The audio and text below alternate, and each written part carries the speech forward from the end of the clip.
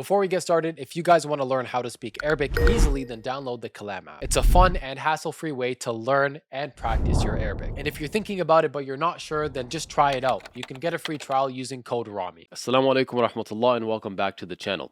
Microsoft just terminated certain AI and cloud services which they were allowing a specific unit within the Israeli military to use. This unit being Unit 8200. This is the biggest unit and is comprised mainly of young adults. And you'll see why that's very interesting in just a moment. But first, it's important to note that Microsoft did not cancel all of their business with Israel. So they are still working together. This is just one portion to one specific unit. And this is why. There are multiple investigative reports done by The Guardian and other organizations that concluded that Israel was misusing Microsoft's technology. Something tells me Microsoft probably doesn't really care because we've known about this for a long time. There have just been recent reports that came out kind of proving it. So how are they misusing the cloud computing and AI services? By using it to spy on civilians in Gaza and the West Bank. Every single phone call, every single thing about their life that could be monitored was monitored, and then it was put through this cloud computing and AI service to come to certain conclusions about people. Is this person a threat? Is this person saying anything wild? It's quite literally the most dystopian kind of life a person can live. Being watched by this big eye, this big brother, watched by this entity that hates you. Every single move you make, every single thing you tweet, post, speak about, even private phone calls were monitored. The report stated that this system could collect, store, and analyze millions of phone calls per day and sometimes millions of phone calls per hour. They had stored 8,000 terabytes of data. 8,000 terabytes. Just to put that into perspective, 1 terabyte is 1,000 gigabytes. And if that wasn't clear enough for you, let me put it like this. It's about 4 million hours of high definition footage, or 456 years of continuous high definition footage being played. That's how much data they had on these Palestinians in the West Bank and in Gaza. And so Microsoft did an internal review and they concluded that Israel was misusing their services. And then they said, and I quote, "We do not provide technology to facilitate mass surveillance of civilians." But it's also important to note that this did not happen in a vacuum. There have been multiple protests, even by Microsoft employees, stating things like no Azure for apartheid. Azure being one of the main services that Microsoft provides. Summons Bradford Lee Smith. Tuesday, police say 7 protesters barricaded themselves inside the office of Microsoft President Brad Smith. The protest group, No Azure for Apartheid, say they have several demands, including Microsoft cut ties with Israel. Police arrested the 7 inside the president's office for trespassing and resisting arrest. Microsoft has dragged its feet at every opportunity to hold the Israeli military accountable, but has acted with incredible haste in repressing worker sentiment about the issue of Palestine. I worked in Azure storage.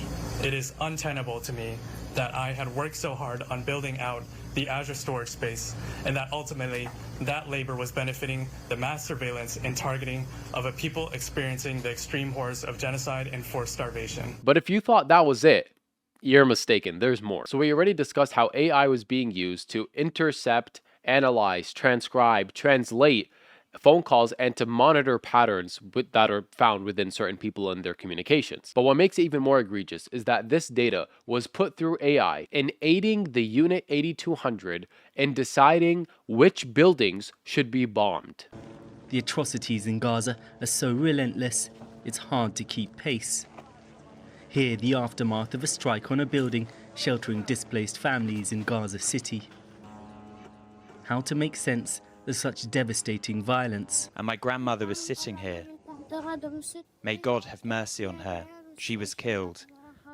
I was inside and God protected me. There were 3 missiles falling one after another, shaking the walls. I had been sleeping inside and my father came and pulled me out. Yes, Microsoft's AI system was being used to cross-reference with the Israeli AI system and decide which houses should be attacked, which are suitable targets. Imagine sitting in your house in Gaza and your house is bombed because a computer decided you need to blow up. With the entire unit essentially being operated by like 18 to 25-year-olds. And what's even worse is you could probably imagine that this doesn't stop with Palestinians, or at least not with civilians. This also goes to journalists and people who are anti-Israel. They use these AI systems to monitor, track, and create profiles on people who are speaking negatively of Israel. That means monitoring activists, journalists, dissenters, and anyone really who disagrees with them. And for those of you in America, let me ask, what the heck happened to free speech? How are you supposed to have free speech when everything you say, even privately, is being monitored and can and will be used against you, but not in a court of law, in an AI system that will decide to bomb your house? This is not a joke. This is not a movie. This is real. It's real and it's detestable. So because of this, Unit 8200 faced the immediate discontinuation of the services from the AI side and the cloud computing side from Microsoft. So this was a critical disruption in their work and in their military efforts. Now they're trying to downplay this and be like, no, it didn't really do much. We're continuing as normal. But when you relied that much on Microsoft and their AI cloud computing services and all the data that they were storing for you, yeah, your efforts are going to take a hit for sure. Rightfully so. But the worst part is it seems to be the case that now Israel's deciding who should we go to next. If we can't use Microsoft, then maybe we could use Google, maybe we could use Amazon. Regardless, these criminals will continue in their criminal activity. They are really the big T word, which I don't want to say the full word because they recently paid Google and YouTube $45 million in a contract to push Israeli propaganda.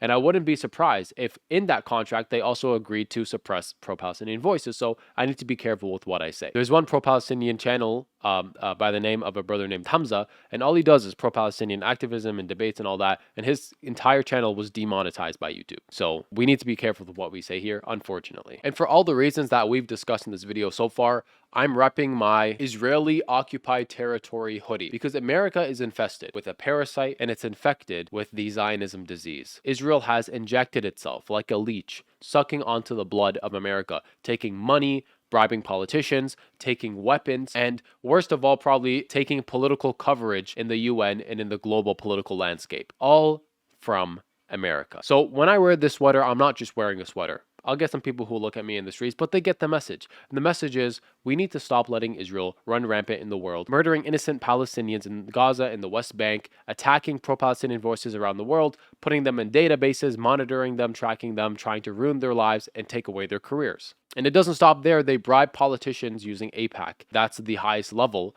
of bribery in the world, bribing the American government effectively to pass bills that are pro-Israel instead of pro-American, sending more money there, and one day maybe even sending troops. I am currently affiliated with the brand producing these amazing sweaters, so if you buy one from them, you are actually also supporting the channel. So if you want to support me, then getting a sweater from them will allow you to, one, wear the message and also support the channel so I can continue to do what I do here. And if you guys want to receive 10% off your purchase, then just use the code Rami10. And with that being said, I'll see you guys in the next one. Assalamu alaikum wa rahmatullahi wa barakatuh.